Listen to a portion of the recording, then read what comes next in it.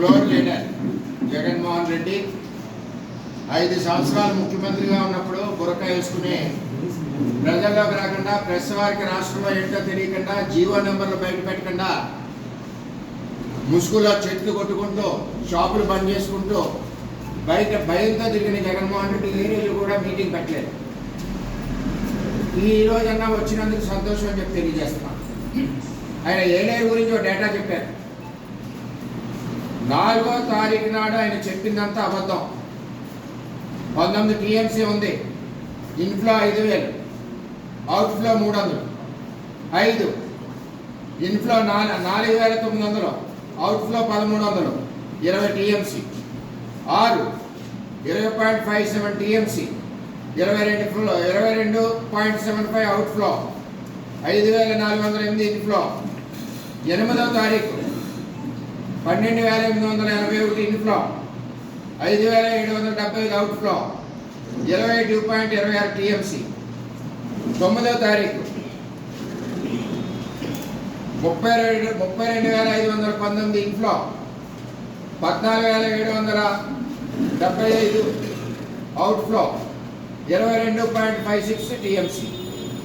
10వ తారీఖు 25,386 inflow, 26,345 outflow, 22.56. 11వ తారీఖు 14,766 inflow, 15,635 outflow, project capacity 21.75 TMC.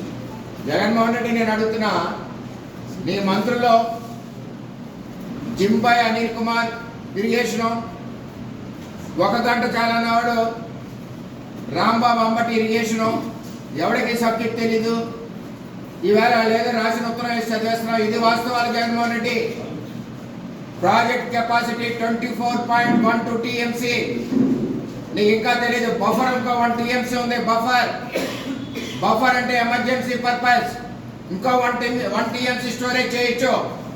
వేళ చంద్రబాబు నాయుడు లాంటి ముఖ్యమంత్రి ఉన్నాడు కాబట్టి ఉన్న నీరు లాస్ అవ్వకుండా, వచ్చిన ఫ్లడ్ ప్రాబ్లం లేకుండా ఈరోజు మానిటరింగ్ చేయడం వల్ల ఏలేరు ప్రాజెక్టు నుంచి జగ్గంపేట, పత్తిపాడు, పిఠాపురం, పెద్దాపురం నియోజకవర్గాలు కొంత సేవ్ అయినాయి. లేకపోతే నీటిలాగుంటే మొత్తం బయటికి పోను. ఇదేమైనా విజయవాడ బుడమేర అనుకుంటున్నావా? కృష్ణానదిలో బోట్లు పెట్టి గేట్లు పలగొట్టి లక్షల మంది చంపాలని కుట్ర పన్నావు. ఇది ఏలేరు. ఇక్కడ నీకు సాగలేదు.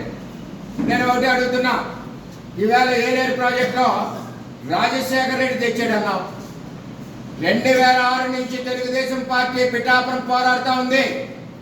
1,00,000 సంతకాలు ఉద్యమం చేశాం, కలెక్టరేట్ ముట్టడి చేశాం, పాదయాత్రలు చేశాం, ఎన్నో ధర్నాలు చేస్తే ఆ రోజు 2009లో రాజశేఖర రెడ్డి భయపడి ఒక జీవో ఇచ్చి పిఠాపురం కాకుండా ఇక్కడికి వస్తే ప్రాబ్లం అవుతుందని చెప్పి ధర్మవరంలో స్టోన్ వేసి వెళ్ళిపోయాడు. ఆ తర్వాత 2014లో చంద్రబాబు నాయుడు నిధులు ఇచ్చి ఫేజ్ 1 70% పనులు చేశాం. స్లూయిసులు కట్టాం, కాలువలు తవ్వాం, అన్ని రకాల పనులు 70% పూర్తి చేశాం.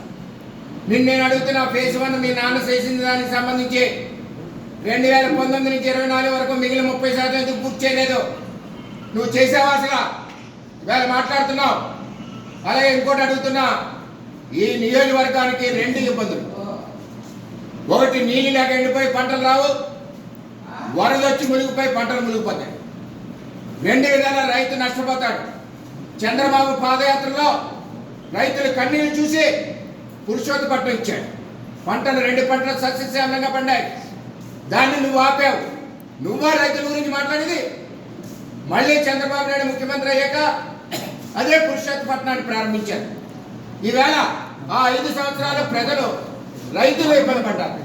అలాగే ఏలేరు ఆధునీకరణ, ములుగు పోకూడదు, పిఠాపురం ఏలేరు కింద రైతులు పాడవకూడదని చంద్రబాబు నాయుడు గారు 176 కోట్ల రూపాయలతో చంద్రబాబు శంకుస్థాపన చేసి నువ్వు ఏదైతే తిరిగేవో ఎల్లిన నాగలాపిల్లి నానకపేట అక్కడే పనులు ప్రారంభించాం. సిగ్గుండాలి మీ నాయకులకి. అక్కడ స్టోన్ ని పగలగొట్టారు పొక్కలేరుతోటి. సిగ్గు లజ్జ ఉండాలి. రైతులకు సంబంధించి చంద్రబాబు 176 కోట్ల పనులు మొదలెడితే రివర్స్ టెండరింగ్ పేరు చెప్పి రద్దు చేశాం. ప్రకాష్, నందిని, సురేష్ జడ్జికి ఇస్తున్నాం, టెండర్ పిలుస్తున్నాం. హై లెవెల్ కమిటీ జడ్జి ఎవరండి? రిటైర్డ్ జడ్జి, అది మన రెడ్డి. ఈ ప్రకాష్, నంది, సురేష్ వచ్చారు కదా ముగ్గురు తెలవను. ఏ ప్రకాష్, టెండర్ వదలకపోతే కాళ్ళు తీస్తాం.